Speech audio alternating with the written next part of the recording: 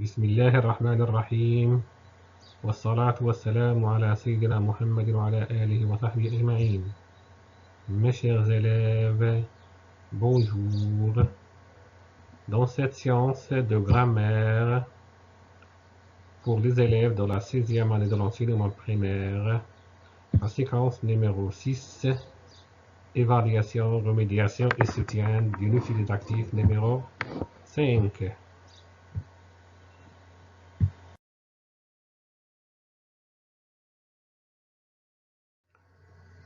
La phrase impérative. Dans la langue française, il existe 4 types de phrases.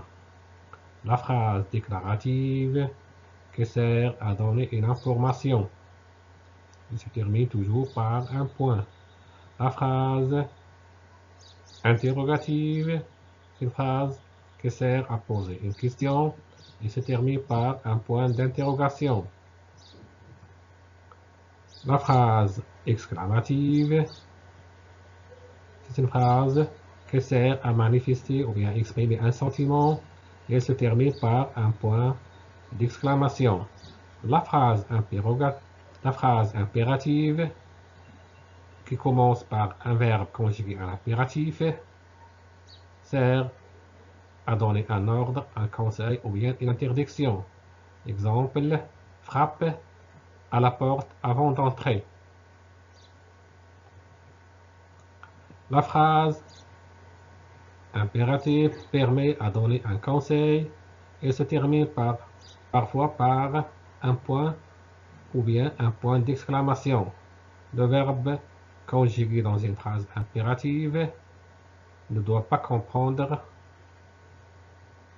un sujet, c'est-à-dire le verbe n'a pas de sujet.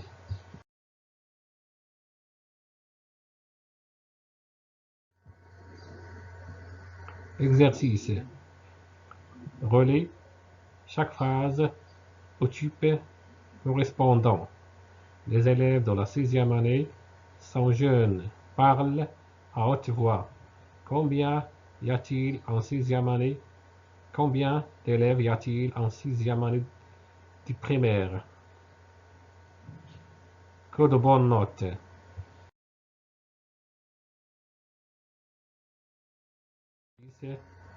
La première phrase, les élèves de la 6e année sont jeunes, c'est une phrase déclarative. Parle à haute voix. C'est une phrase impérative. Combien d'élèves y a-t-il en 6e année de l'enseignement primaire?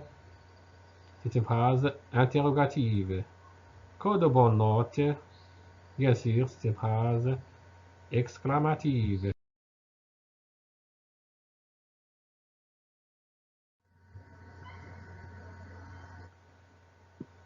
Deuxième exercice d'application, souligne la phrase impérative. On a plusieurs phrases. On doit souligner ou bien désigner les phrases impératives parmi ces phrases.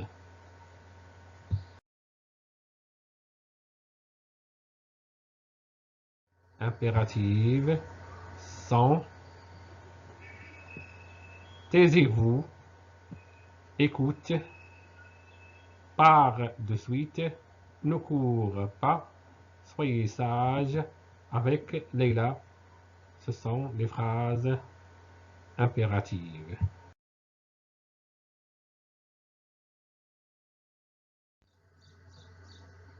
Maintenant, on passe à la phrase négative ou bien la phrase à la forme négative. La forme négative s'exprime par l'emploi du mot suivant: ne pas, ne plus, ne rien, ne jamais, ne personne, selon la phrase affirmative. Par exemple, je vais au marché. On fait la négation avec le pas. Je ne vais pas au marché. Si on a toujours, on utilise ne plus. Je veux te parler toujours. Je ne veux plus te parler. Qu'est-ce que tu fais?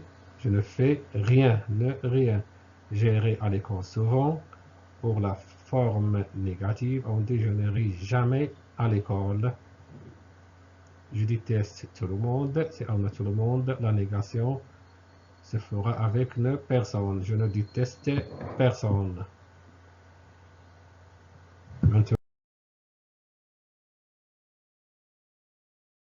négative. Mais les phrases suivantes à la forme négative. Ils mangent du légume. Ils vont souvent au parc. Vous y serez toujours bien. Encore. J'ai vu mes amis. Tout le monde parle. J'entends quelque chose qui est arrivé. Je reconnais quelques parents. Elle a dansé et chanté. Louis et ses sœurs sont venus. On doit mettre ces phrases à la forme.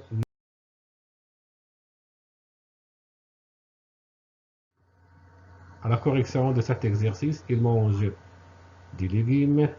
Ils ne mangent pas de légumes. Ils vont souvent au parc. Ils ne vont jamais au parc. Vous y serez toujours. Vous ne serez plus. Si on a toujours ou bien encore, la négation se fera avec le plus. J'ai vu mes amis, je n'ai vu personne. Tout le monde parle, si on a tout le monde, la négation se fera avec personne. Personne ne parle. J'entends quelque chose, je n'entends rien. Tu es arrivé, rien n'est arrivé. J'ai reconnu quelques parents, je n'ai reconnu aucun parent. Donc, si on a quelqu'un, la négation se fera avec ne aucun. Elle a dansé et chanté, elle n'a ni dansé ni chanté. Louis et ses sœurs sont venus. Ni Louis ni ses sœurs ne sont venus.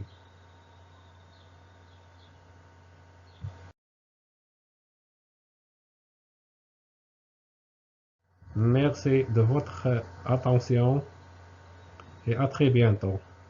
Au revoir. Merci.